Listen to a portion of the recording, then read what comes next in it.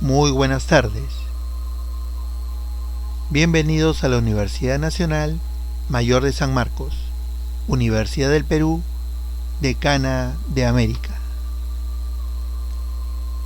Nuestra universidad, en este contexto, cercana siempre al pueblo en este bicentenario, está presentando para ustedes un programa especial, Oratoria para Todos. La oratoria es uno de los temas que, como bien dicen la mayoría de los docentes, debería de incluirse como un programa curricular obligatorio en todos los niveles. ¿Por qué? Porque la oratoria nos permite hablar sin miedo nuestras propias ideas. Oratoria para todos.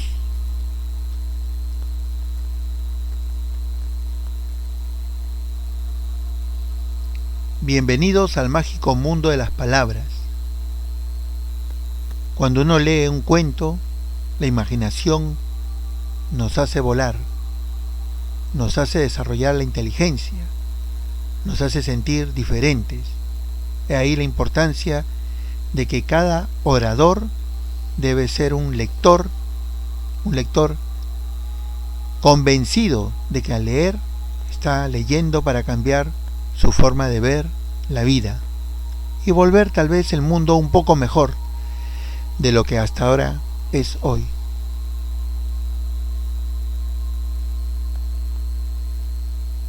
Les saluda el licenciado Aldo Rubín de Celis Agrada. ¿Qué es la oratoria? La definición de la RAE nos dice: arte de hablar en público con elocuencia, con la finalidad de persuadir o conmover al auditorio. Persuadir, una palabra psicológica que nos implica convencer al otro a tal punto que se vuelva nuestro seguidor. Una persuasión es un acto de convencimiento, pero ¿cómo vamos a convencer al público si no nos conoce? Ahí la interrogante primera. Conmover.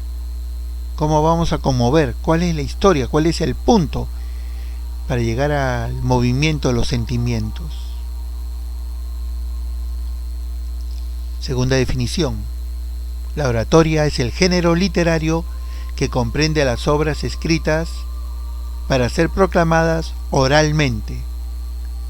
Los sermones, discursos, disertaciones y panegíricos pertenecen a la oratoria.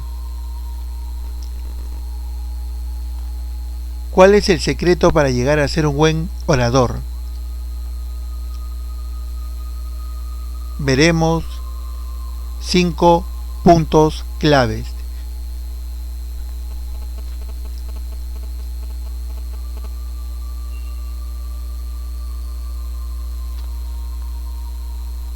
El primer punto, la preparación. Dominar el tema, los argumentos. También anticipar las preguntas que puedan dirigirle. Su conocimiento sobre el tema que desarrollará le permite mantener un discurso fluido, evitando la desconfianza o el desinterés del público.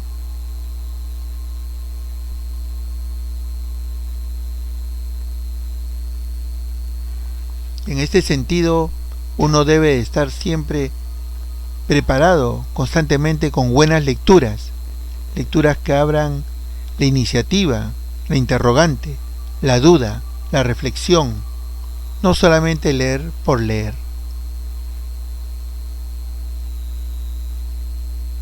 El otro punto clave es la práctica. Conocer el tema no es suficiente para poder expresarlo con efectividad. Un orador practicará en privado la mejor forma de exponer sus argumentos, combinando contenidos, tono de voz, gestualidad y ritmo. Hay que saber esto bien claro. Contenidos. El contenido es lo más importante. Si uno se prepara para una exposición sobre un tema específico de historia, o tal vez de sociología, o tal vez de química, pues tiene que haber leído la mayor cantidad de libros al respecto de ese tema, porque mientras más uno lee, está más seguro de lo que dice. También el tono de voz nos permite dar ese timbre especial para cada palabra que uno quiere transmitir y así convencer, conmover al público de lo que uno está diciendo con sinceridad. La gestualidad es lógicamente lo que expresa nuestra mirada, nuestras manos, nuestra voz, y llevar un ritmo de cadencia donde uno sabe en qué punto terminar.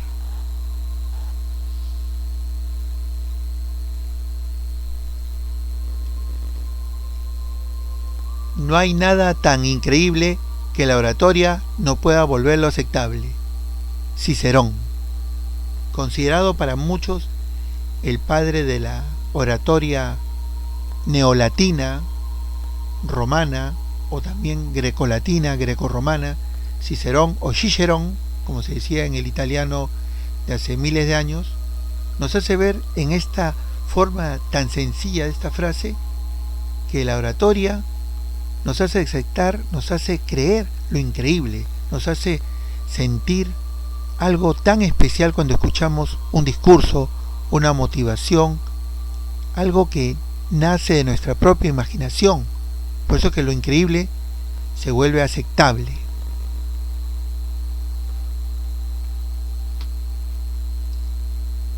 Tercer punto clave, la dicción.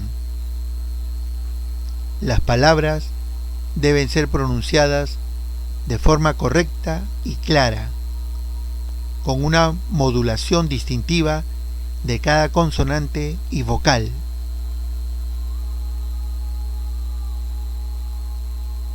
Las palabras deben ser pronunciadas de forma correcta y clara, pues si uno habla muy rápido, puede ser traicionado por los nervios, por el hecho de querer acabar pronto el discurso, y simplemente la gente dice, ¿qué dijo? No le entendí, muy rápido habló.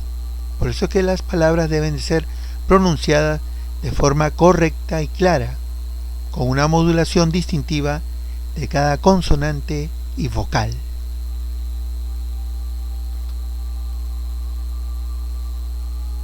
El cuarto punto, ritmo.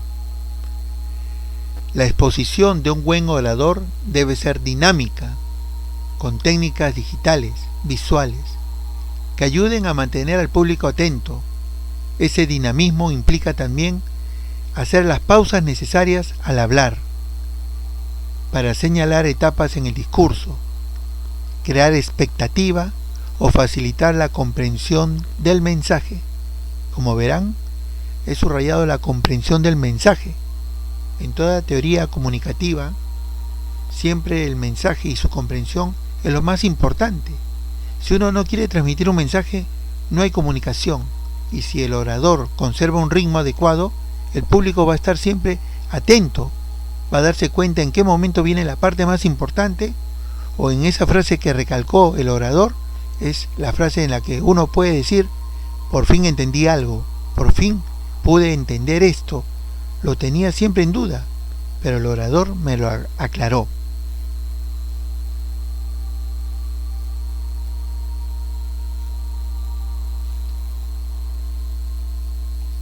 Quinto punto, argumentación.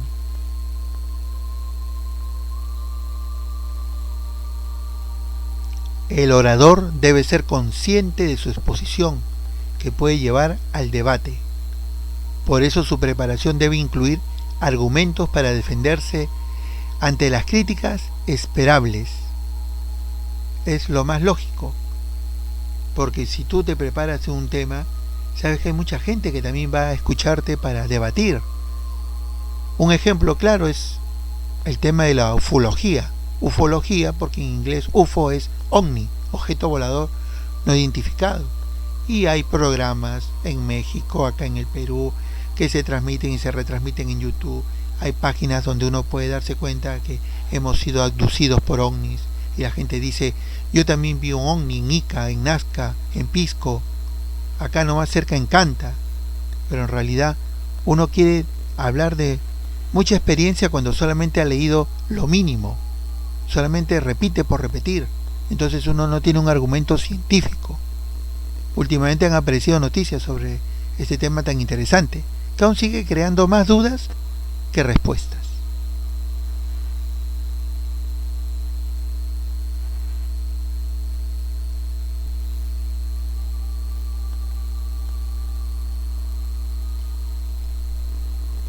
A continuación, no se vayan, vamos a seguir con Teatro para Todos.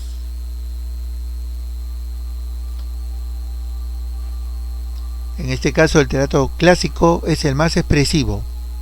Todo el mundo recuerda las obras clásicas de Romeo y Julieta, Hamlet, y por supuesto también en el caso del Perú tenemos Ñacatita, Un viaje, que inclusive había un programa de televisión, un canal muy conocido, el TV Perú, Canal 7, que transmitía Teatro para Todos, que era transmitido los sábados a las 10 de la noche, y que daba en primer lugar los clásicos peruanos.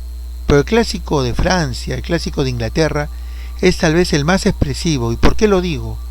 Porque lo que quería transmitir el escritor del Renacimiento, del neoclasicismo, es transmitir sentimientos, expresar lo que realmente uno siente ante la muerte de un ser amado, ante el abandono del amor, ante la frustración de no poder alcanzar los objetivos trazados, no llegar a la meta. Entonces el teatro clásico se vuelve el más expresivo, ya que ahondaba los sentimientos enteros del ser humano.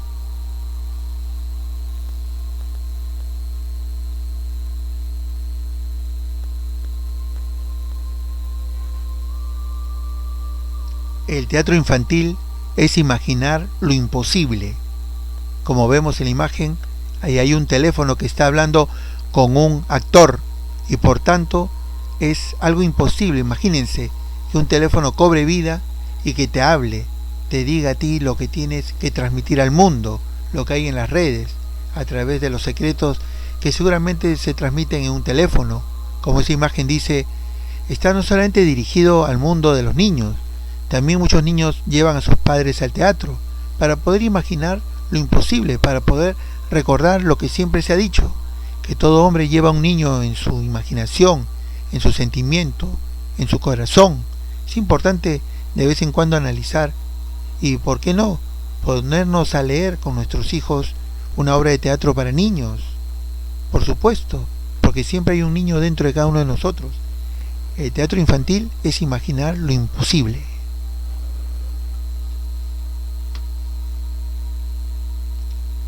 El otro gran teatro es el teatro existencialista, el cual analiza la realidad humana. En este caso, el teatro existencialista, como se ve en la imagen, vemos la conciencia que sale de la actriz y que se refleja de una manera más agresiva, como queriendo ahorcarla. Ahí se ve, se aprecia las sogas alrededor del cuello y la mirada perdida de la actriz, que se siente atrapada en sus propios conflictos. La existencia misma es un cuestionamiento al ser divino. Hoy nacemos, nos desarrollamos, crecemos, tenemos hijos, somos felices, pero algún día vamos a morir. Y lógicamente esa es la existencia humana. Ese es el teatro existencialista, como lo hemos escuchado a veces en un comercial de un centro educativo. Bertolt Brecht, el dramaturgo del existencialismo del siglo XX, se preguntaba a sí mismo, ¿por qué debemos de morir si al menos somos felices en esta vida?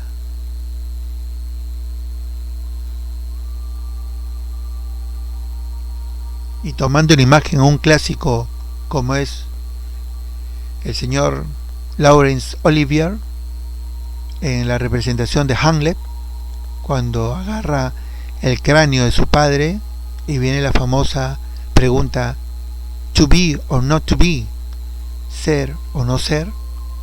Estamos hablando del teatro filosófico moderno, aquel que va al clasicismo, al renacimiento, al neoclasicismo, y nos transporta de ese mundo, digamos así, tan anterior a la modernidad, a algo que nos hace plantear la vida misma, nos hace pensar realmente como Hamlet, ser o no ser.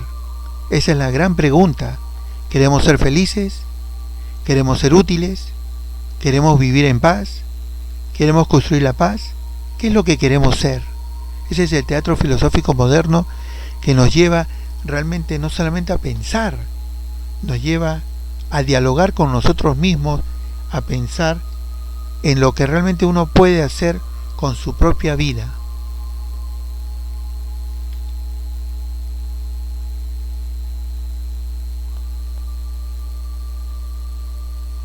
Aquí, para despedirnos en este pequeño aviso del programa completo que ya se acerca, tenemos la imagen de Dale Carnegie con esa frase: la mayoría de las cosas importantes en el mundo han sido logradas por personas que lo han seguido intentando cuando parecía que no había ninguna esperanza.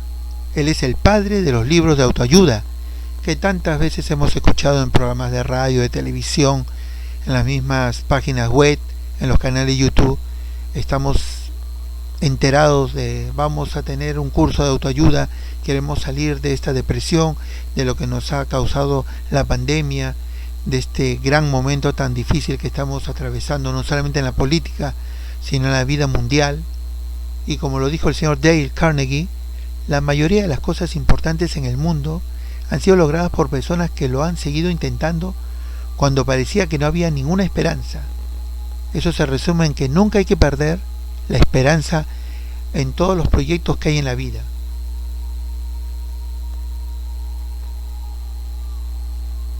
Les habló el licenciado en Lengua y Literatura Aldo Rubín de Celis Agrada, de la Universidad Nacional Mayor de San Marcos.